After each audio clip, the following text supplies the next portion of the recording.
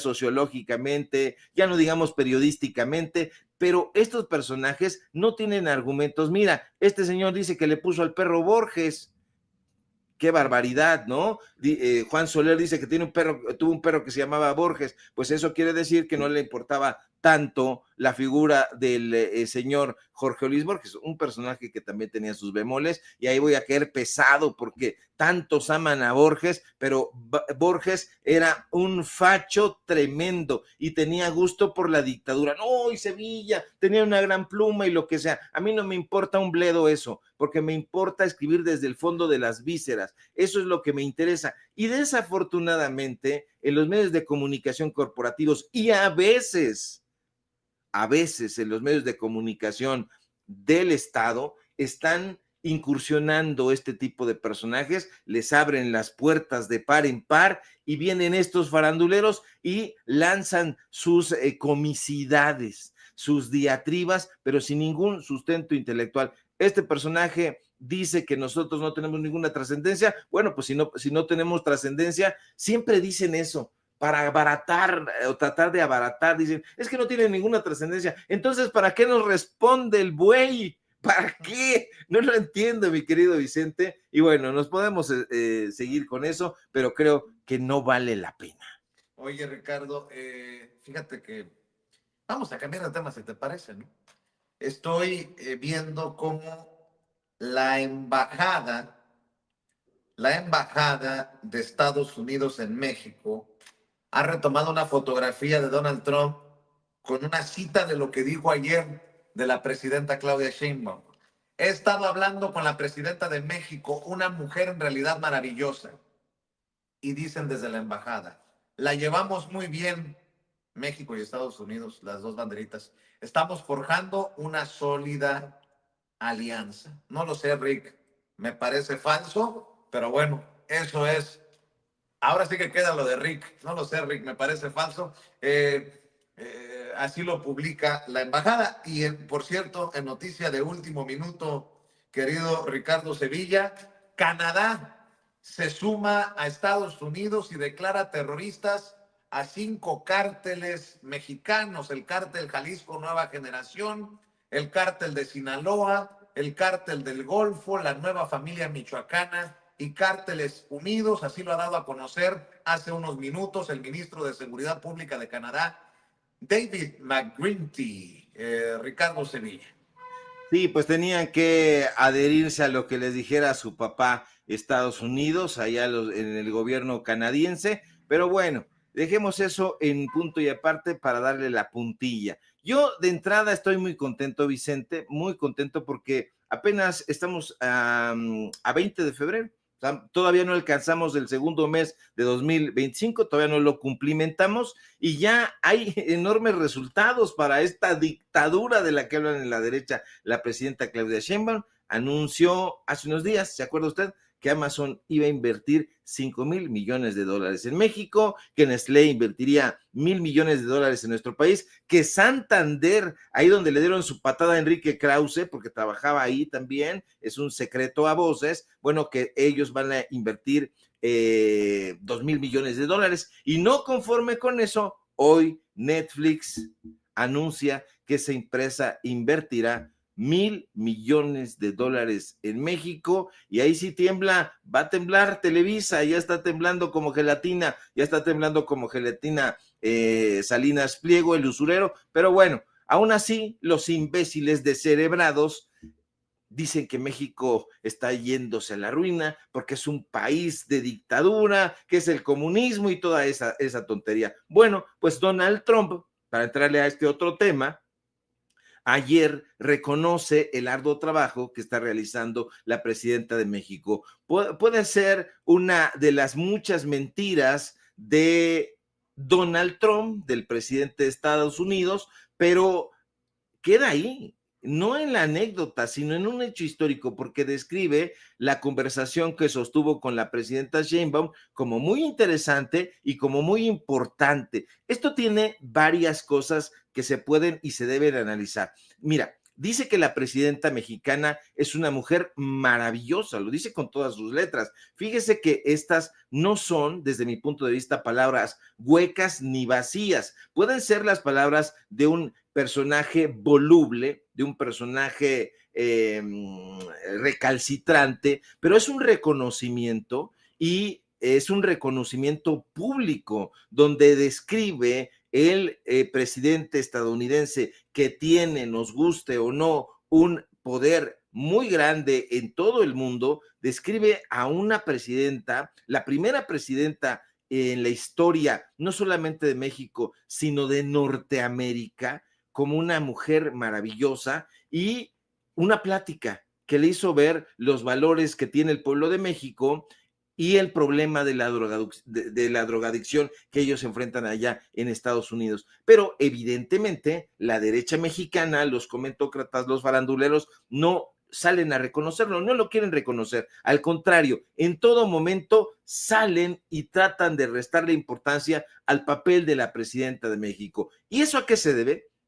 Se debe a que en la política no solamente mexicana, sino en la política mundial, hay un cáncer, el cáncer del machismo. Y no estoy hablando de un tema viejo, ni de un tema del siglo pasado. No, lamentablemente el machismo en México y en muchas partes del mundo es una lacra vigente y se está manifestando de diversas formas, incluyendo, por supuesto, esta clase de descalificaciones en contra de las figuras políticas femeninas.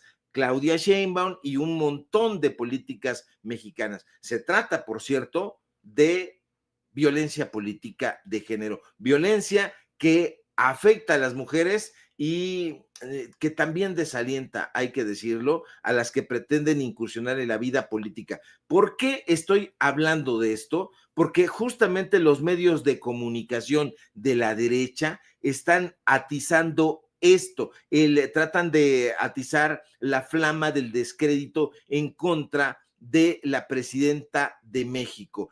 Este tipo de personajes que no tienen ningún tipo de argumento, sino solamente son pagados, es la comentocracia. Pero ojo con eso, porque la mayoría de la comentocracia es machista. No les importa un rábano todos los atributos políticos, intelectuales, culturales, laborales, éticos que pueda tener una mujer. No, les importa es un cacahuate. No les importa, Vicente, porque no tienen ningún tipo de formación ni humanista ni intelectual. Yo digo esto porque Juan Soler dice que él tiene una gran formación. Yo no lo creo, pero ni tantito, y no creo que les interese adquirirla, porque son opinadores a los que les interesa un bledo este tipo de trabajos que hace la presidenta Claudia Sheinbaum, este tipo de reconocimiento, y bueno, son personalidades femeninas que durante la historia de este país trataron de ser silenciadas y se logró lamentablemente durante muchísimo tiempo, pero de eso yo nunca he hablado, por cierto, oído hablar a Joaquín López Dóriga, a Ciro Gómez Leiva, a Chumelito Torres, a Juanito Soler, al Pelón Gómez. Yo no, nunca he escuchado, pero nunca, si usted tiene otro dato, yo lo invitaría a que me lo compartiera, pero nunca he escuchado que estos personajes exijan que se erradique el machismo en la política, ni en los medios de comunicación. La mayoría de los personajes que están frente al micrófono somos hombres, hacen falta muchísimas mujeres y estos personajes nunca van a hacer eso porque para hacerlo se necesita un enfoque educativo, un enfoque humanista, porque aunque a ellos nunca les haya importado, el periodismo tiene una función social, una función humanística.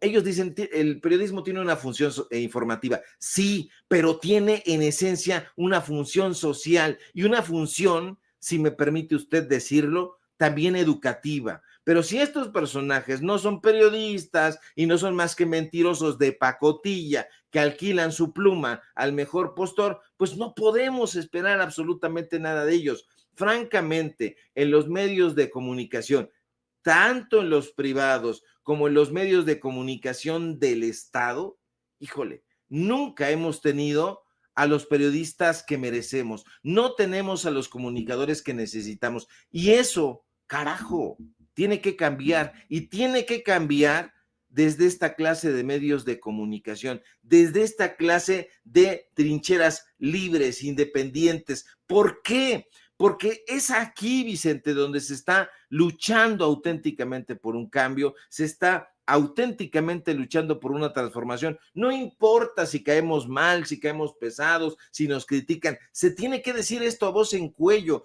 Yo no represento la voz de un político, de un empresario, de un partido, no. Yo me creo representante, uno de los muchos representantes de la voz popular. Yo este micrófono se lo coloco a la gente que históricamente no ha tenido a este tipo de acercamientos con, pues, con el malestar que se está viviendo. Pero estos personajes alquilan una cámara, un micrófono y dicen, bueno, aquí está mi micrófono, aquí está mi cámara. ¿Y para qué lo vas a alquilar? Para difundir mensajes cargados de odio, de imbecilidades. Bueno, pues aquí nosotros en este espacio estamos siendo a lo mejor la voz discordante, la voz disonante, pero eso se tiene que decir ahora, insisto, ya para cerrar esta pinza, el reconocimiento al trabajo de la presidenta de México es histórico. Vuelvo al punto inicial, es el reconocimiento al trabajo y a la inteligencia de una presidenta que es la primera en la historia, insisto, de Latinoamérica. Y lo reconoce un personaje, pues, conocido por su machismo, por su serrilidad. Así que me parece, Vicente, que es un punto, o podría ser un punto de inflexión en esta narrativa. Me parece increíble, por eso, que estos tarados en su odio demencial contra el gobierno federal, contra la figura de la presidenta, no hayan visto que el reconocimiento de Trump a Sheinbaum es el reconocimiento del gobierno de Estados Unidos al gobierno mexicano, un gobierno de corte, por cierto, humanista. Esto representa, desde mi punto de vista, pues un cambio histórico, un cambio en la dinámica incluso de la relación bilateral, porque generalmente la relación bilateral nunca fue de reconocimiento, fue de reconocimiento con Andrés Manuel López Obrador y está siendo de reconocimiento con Claudia Sheinbaum. Así que esto puede ser un punto de inflexión, pero eso evidentemente no lo va a ver Juan Soler, porque él está viéndose el ombligo y está revisando el papelito telenovelero que va a representar en su próxima producción televisiva. Mi querido Ricardo Sevilla, cerremos invitando a la audiencia de este espacio libre como el viento, que también es tuyo, a que te respalde, que amor con amor se pague, Ricardo. Claro que sí, querido Vicente, público memorioso. Sígame en mis redes sociales, acompáñeme para que no seamos 7,000 suscriptores en Datos Duros Podcast. Es que, cabrones, hasta hoy tiene 7,000 suscriptores. Pues es un podcast, lo acabamos de iniciar y vamos bien, ¿eh? Yo siento que vamos bien. Ellos no meten ni 300 personas al teatro y nadie se burla de ellos. Pues fíjate nada más, y eso que ahí tienen amistad, no sé qué está sucediendo ahí en Hidalgo, que les están metiendo por la bativa cualquier cantidad de engendros de la derecha, y bueno, pobre Pachuca, ya varios amigos y amigas me están diciendo, oye, ¿qué está sucediendo, Sevilla? ¿Por qué nos meten este supositorio de la derecha? Bueno, pues reclámenle ahí a quienes están invitando a estos desgraciados. Pero bueno, síganme en mis redes sociales, en X, @Sevilla Crítico, en Facebook, Ricardo Sevilla, sin nada más. Síganme, por favor, en Datos Duros Podcast, para que seamos más de 7,000.